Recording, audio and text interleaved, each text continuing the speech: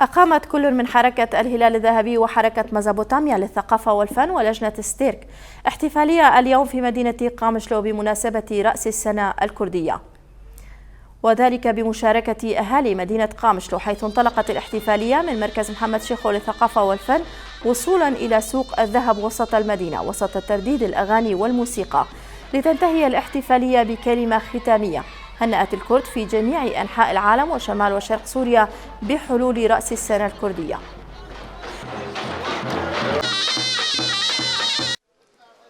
نحن اليوم نسير في هذه المسيرة الاحتفالية لنعيد للأذهان ما كان يقدم في القديم.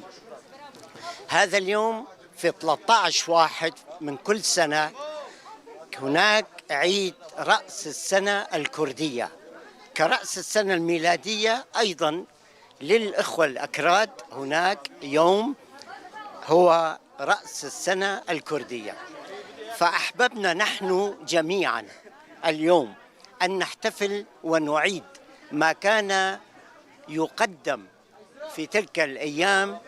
من كانوا يرتدوا ثياب تنكرية، كل واحد كان يشاء ما يرتدي هو، وكانوا يسيرون ويدقون الأبواب